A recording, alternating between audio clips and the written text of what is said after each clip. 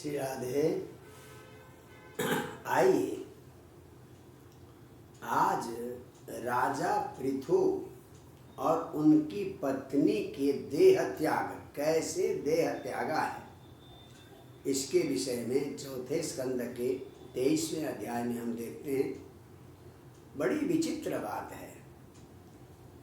ब्रह्मचारी को कैसे रहना चाहिए, गृहस्थ को कैसा रहना चाहिए, वानप्रस्थ को कैसे रहना चाहिए, सन्यासी को कैसे रहना चाहिए और अपना देह त्याग कैसे करना चाहिए, इसका भी उल्लेख हमारे शास्त्रों में है।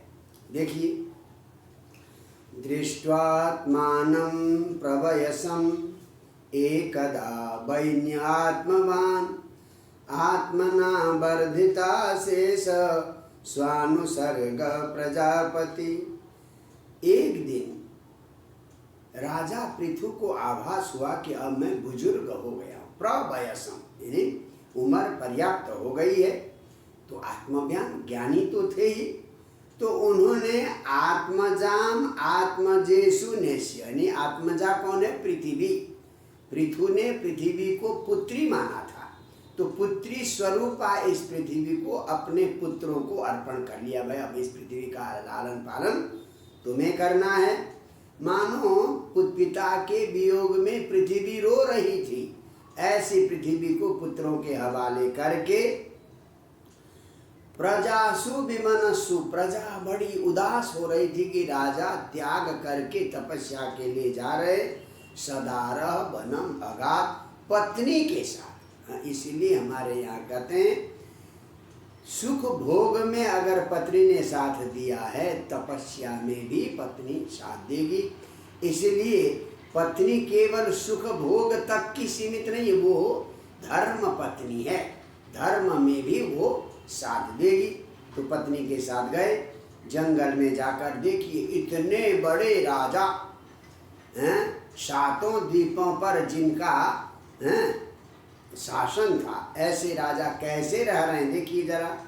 कंदमूल फलाहार शुष्क पर्णासन क्वचित, कभी तो मिल गया तो कंदमूल फलादि खाया, नहीं मिला तो शुष्क पर्ण असन, सूखे पत्ते खाकर। और कतिचित पक्षान, कुछ पक्ष तो क्या किया, अब भक्ष केवल पानी पीकर। और ततः परम वायु भक्ष, उसके बाद जैसे इन्हीं के वंशज ध्रुव ने जैसा किया था वैसे ही पृथु ने भी किया।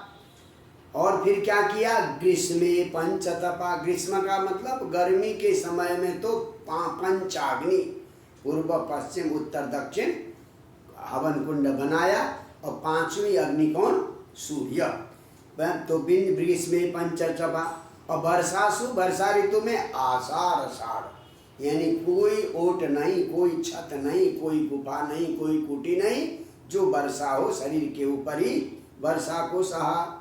और शिशिरे, सर्दी के समय आकंठ मग्न, गले तक पानी में डूब कर तपस्या की।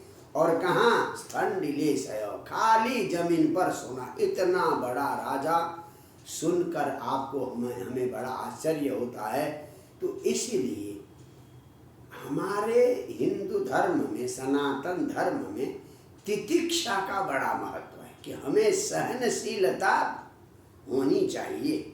इस प्रकार से तपस्या करने लगे।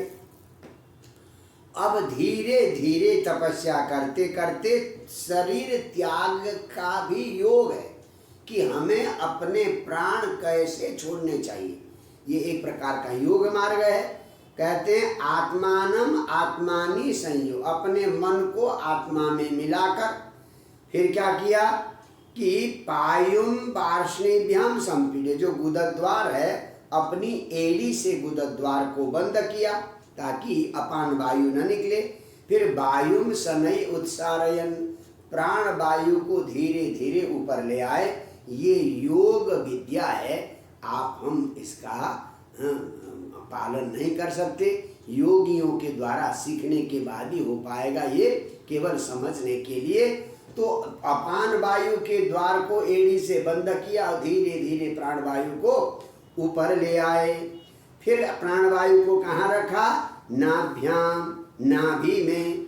फिर कोष्ठेषु अपने कोष्ठ में स्थाप्य, फिर उससे ऊपर ले आए हृदय में, फिर उसके बाद छाती में, फिर कंठ में ले आए किसको, प्राणवायु को, कंठ के बाद शीर्षणी ऊपर ले आए। तो अलग अलग उनके स्थान है, बहुत लंबी चौड़ी बातें।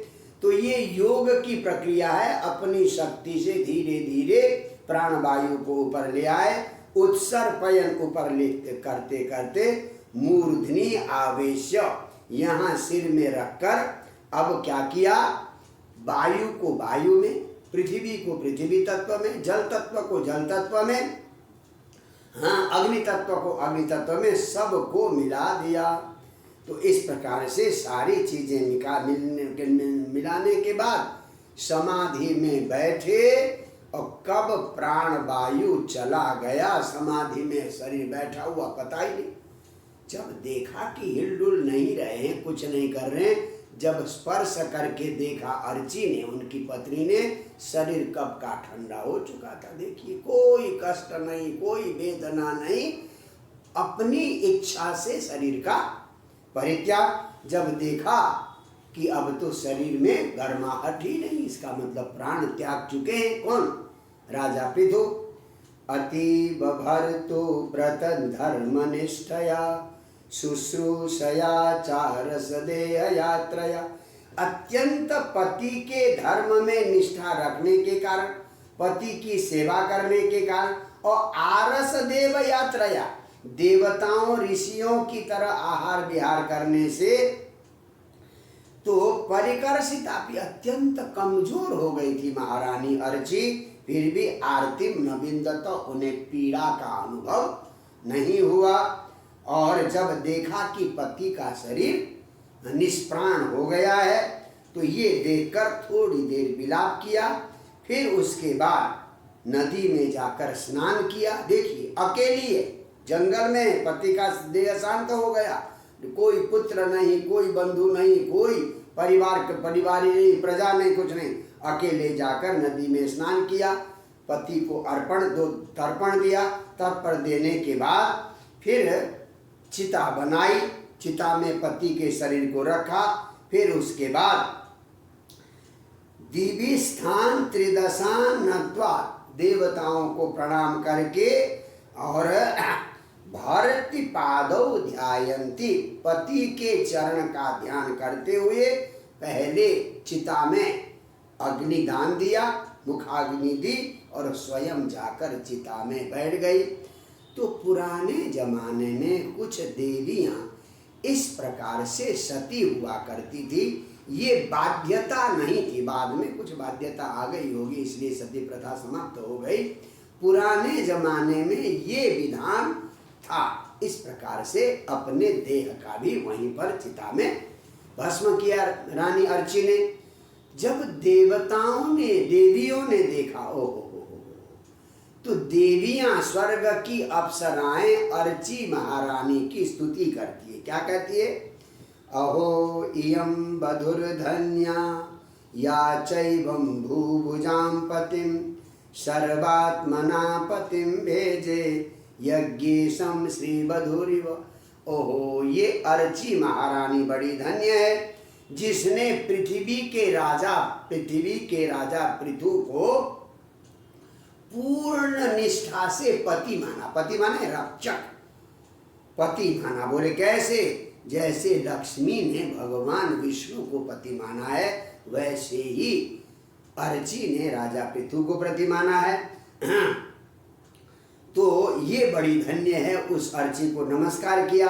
और देवियां कहती है, जिस मनुष्य ने मनुष्य जन्म लेकर भी आत्मोद्धार न किया, तो कहते हैं तो वो बहुत अभागा है। देखिए क्या कहती हैं अप्सराएं, यानी पृथु की और अर्ची की गति को देखकर अप्सराएं क्या कहती है, सवंचितो बातात्मध्रुक कृच्छेन महता भुवि लब्ध्वा पवर्ग्यं मानुष्यं विषयेषु विसज्जते। भाई वंचित, वो ठगा हुआ मनुष्य है, और आत्मध्रुक, वो आत्मा का द्वेषी, अपना ही दुश्मन है। वो ठगा हुआ है, अपना ही दुश्मन है। बोले क्यों? बहुत मुश्किल से अपवर्ग्यम मानुष्यम देहम लब्ध्वा, अपवर्ग का साधन, मुक्ति देने वाला मनुष्य का देह प्राप्त करने के बाद केवल मुक्ति प्राप्त करने का अधिकार केवल और केवल मनुष्य को, धर्म करने का अधर्म करने का सारा अधिकार मनुष्य, और सारी योनियां तो भोग योनियां हैं, कर्म योनि तो केवल और केवल मनुष्य योनि है। तो अपवर्ग्यम मानुष्यम देहम लब्ध्वा, अपवर्ग देने वाला, मुक्ति देने वाला मनुष्य का देह प्राप्त करने पर भी जो विषयेषु विसज्जते, संसार के विषयों में आसक्त होता है, वो वंचित ठगा हुआ है। और आत्मद्रोह, वो आत्मद्रोही है, वो अपना ही दुश्मन है। ये कौन कह रही है? ये स्वर्ग की अप्सराएं कह रही है। तो इस प्रकार से ये पृथु का चरित्र यहाँ पर संपन्न होता है। तो हमारे प्राचीन राजा ऐसे आदर्श होते थे जिनसे हमें मृत्यु को कैसे स्वीकार करना चाहिए, देह त्याग कैसे करना चाहिए, इसकी भी शिक्षा यहाँ से मिलती है। जय जय श्री राधे।